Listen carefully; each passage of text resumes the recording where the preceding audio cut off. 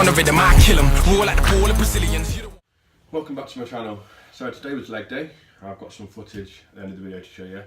But first of all, I wanted to share a story, a bit of story time with you. The story's already been on Instagram, so if you've already seen it, then fast forward like the first couple of minutes of this video, if you've already heard the story. The story is of Milo the Greek, and this is a perfect, it's actually a true story as far as I'm aware. It's a perfect example of what is progressive overload. A lot of people ask what is progressive overload, and it's the single most important factor when, you know, we're trying to build muscle, we're trying to lose weight, and we're trying to increase our cardiovascular fitness. It's key for all three of these things, and it's the most important factor. So let's get to the story. So Milo was a person that lived back in the golden era of the Greek days, back when they were building big statues of men with lots of muscle lifting heavy weight. It was a golden era for strength sports, and Milo wanted to be the strongest person known at the time. And one of the feats that people tried to achieve was to get down, put a bull on their shoulders and squat it up and carry it. And no one had managed to achieve this. And Milo really wanted to achieve this feat and be known as the strongest person of his time. So what he decided to do was he took a newborn bull, brand new, born that day. He got down, as light as it was, picked it up, put it on his shoulders, squatted it up, carried it round for 5 minutes or so. And he kept that bull. And what he'd do is every morning he'd go out and do that same thing every single day without fail for years and years and years. And that bull, as you know, each day it will get progressively bigger, it will get progressively heavier, but at very small increments. So small that Milo would never even notice a difference in weight, and then the heavier it was getting because he was lifting it every single day. Now, as he was lifting it every single day, and the weight of the bull was going up, Milo's body would adapt, and it would get stronger, and it will build muscle and adapt to the constant overload that Milo was applying to the muscle, applying to his body. And eventually, a few years later, when that bull was a fully grown adult, Milo got underneath it, got it on his shoulders, squatted it up and carried it around, to the amazement of everybody else. And that's a perfect example of progressive overload.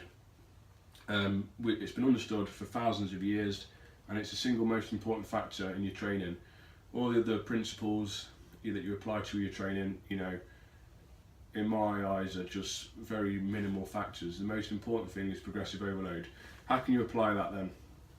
Okay, so let's say you go and you do a deadlift and you've got a 20 plate on either side, and you always look to try and do 5 reps.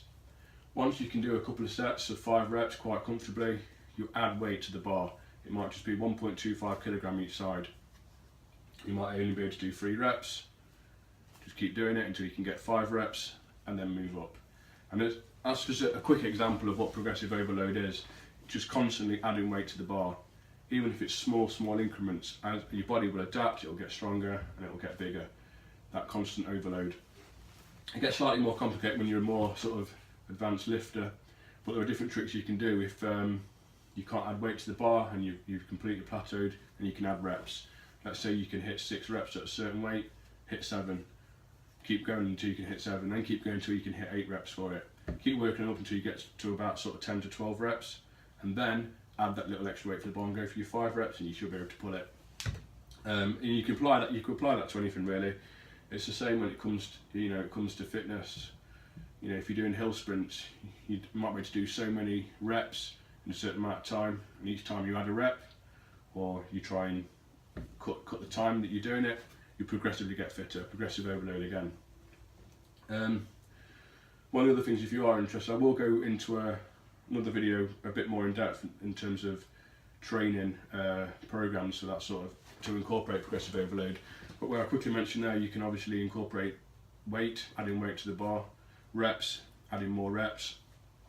And when you've completely thrashed out them two and you really can't progress any further, the other thing you can do then is start to look at overall tonnage, and that's basically playing around with your workouts and maybe increasing the overall volume.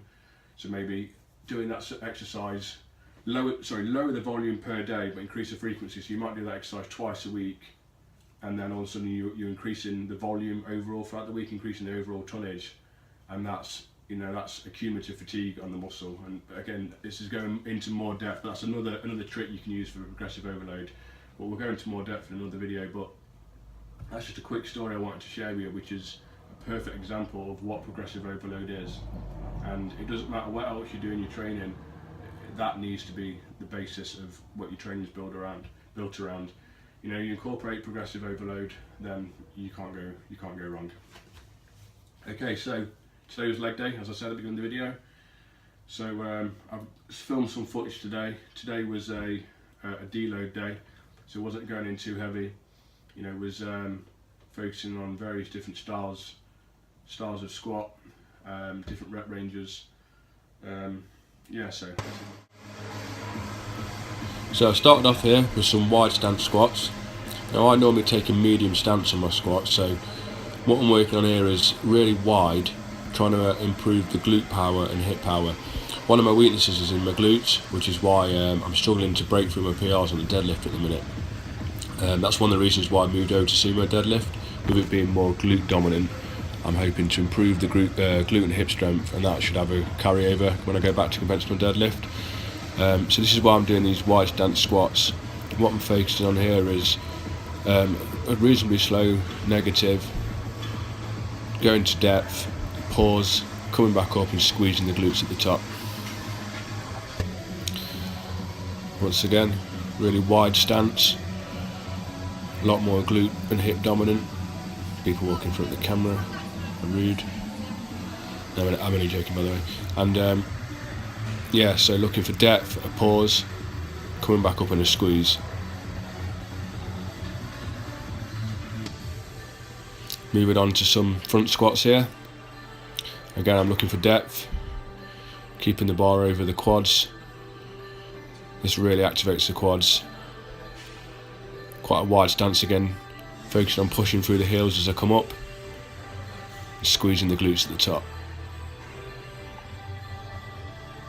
Again, nothing too heavy, just working different rep ranges. Then we're on to some really narrow squats. Again, just pumping out some reps till failure, focusing on depth, always slightly below power line I'm trying to achieve on all of these, and focusing on pushing up through the heels as I come up and squeezing the glutes at the top.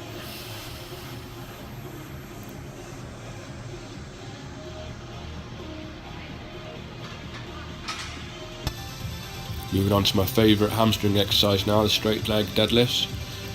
What you want to try and focus on here is getting your hip hinge right. And the cue I use to try and get that hip hinge right is just imagine you're trying to stick your glutes out.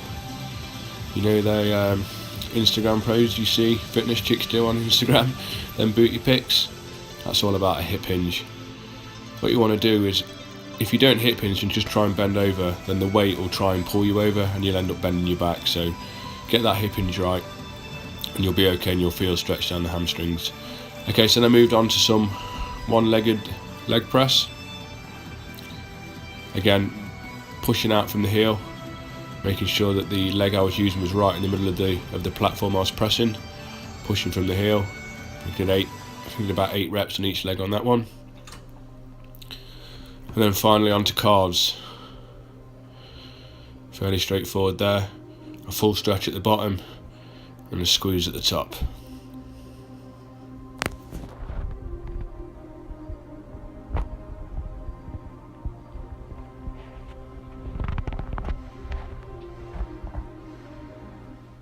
So leg day at the minute is actually my favourite day. I know a lot of people don't like leg day, but I'm really enjoying leg day at the minute. I hadn't, for a long period of time, I hadn't had a proper leg training program. I got out of the army in September, and for the last sort of year or so in the army, I had a lower back injury, and I couldn't squat or deadlift. I managed to do some other sort of leg exercises, but being an ectomorph, being a hard gainer, I need them compound moves in all of my training to really see any muscle growth. I've not actually been training legs to actually see any sort of growth. I've been purely training for strength and trying to get numbers up on the squat and deadlift. But as a result, I've started to see some gains in leg strength, and it's good because, like I mentioned there, the last sort of year or so, I've not been able to even squat or deadlift at all. And for years and years before that, being in the army, you know, you'd very rarely train legs because, as you know, if you train legs properly, the next day you shouldn't be able to, you know, you're really struggling to walk, sit in the toilet, and, you know, we'd have PT first thing in the morning and it'd be a tab or a run or something like that, and you couldn't keep up, and it wasn't to do with your fitness, you know, but you couldn't run properly, but you'd be getting shouted at. You know, that isn't a massive drama. You're used to being shouted at, but it's more sort of personal pride, you know, how you look in front of your peers when, you know, you can't keep up, or especially when you get to sort of lance corporal like I did. It's a bit embarrassing in front of your subordinates if you can't keep up, so you'd rather just skip leg day, not train legs, just so that you can run and you can tab out every morning. So,